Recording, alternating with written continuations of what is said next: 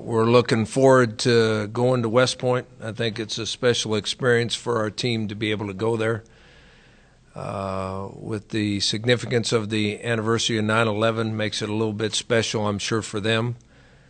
It also makes it very special to us. I mean, it's an honor and a privilege that we're going there at this time. But I'm sure they'll be emotionally charged up and play well, and they're a triple option team that runs it better than Cal Poly did, and we had a little trouble with Cal Poly.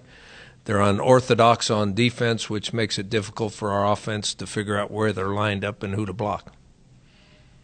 Coach, were you here when Army was put on the schedule? Do you know the circumstances, how it got? Because this is the first time that San Diego State played. No, I have no idea. No. Coach, this is the fourth time around last 10 games you guys have played a triple option. Do all of them differ, or do you see something new every time? They're all different. I think they're more triple option than Cal Poly was, because Cal Poly tried to run some spread stuff, and Air Force tries to run some spread stuff. Army and Navy are a lot alike. They base it out of their base offense is triple option. Now Army blocks the perimeter a little bit differently than Navy does.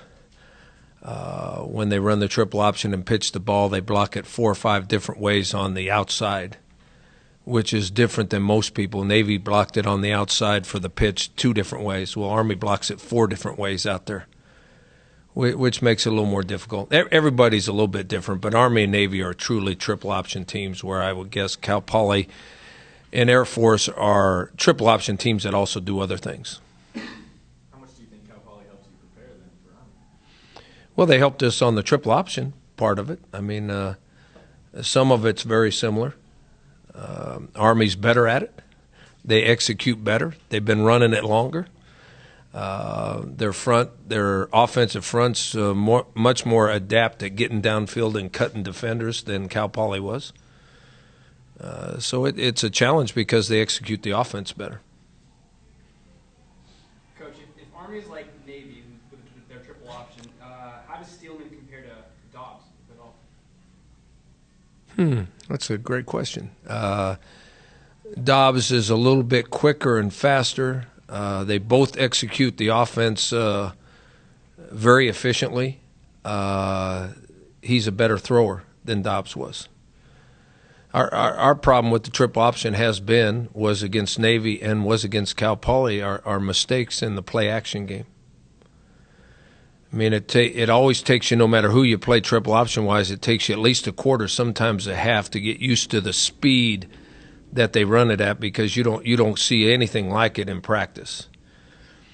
And eventually, it's been our tradition around here. Eventually, we get used to the speed, but then we give up big plays in the play-action passing game. What do you think of your receivers? I know that they were untested or unproven before the first game. They had a good game. I mean, they played probably better than we expected them to. A lot of that had to do with the success of the running game. There was a lot of one-on-one situations out there. They did a nice job of getting open, but the most pleasant surprise is we didn't have any drops. We had some throws where the timing was off between the receiver and the quarterback, but a ball that was catchable, nobody dropped a catchable pass, which was really nice. How much, not the drop part, but the success of the receiver has to do with Ryan's experience and his ability to basically almost make any receiver look good, perhaps? Well, I think Ryan's a great quarterback. And when he had open guys, he put the money on the line, or put the ball where the ball was supposed to be, and they were able to catch it.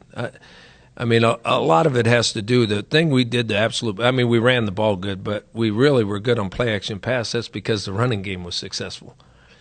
If the running game's not successful, all of a sudden those receivers have double coverage or zone coverage where they got people underneath them and over the top, and now the throws are much more difficult too.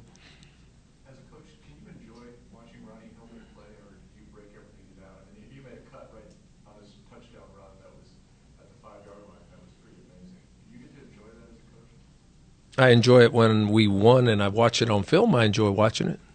I don't enjoy much of game day.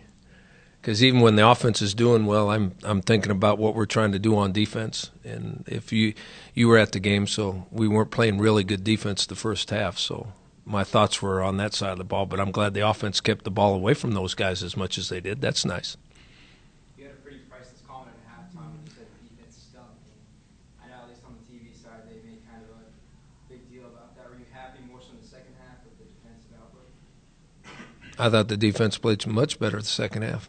Gave up a total of 50 yards rushing or something like that. And if we don't blow an assignment on one long pass, I mean, they had less than 100 yards and scored one touchdown. They wouldn't have scored the one touchdown if one of our defensive backs didn't blow an assignment on that one pass.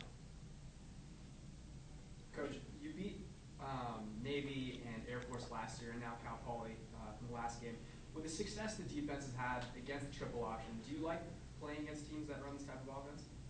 And no. I mean, I don't know if anybody's heard me say this before, and I'll say it again.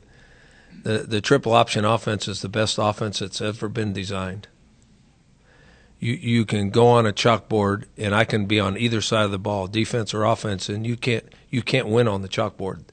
When the triple option, the offense wins every single time on the chalkboard.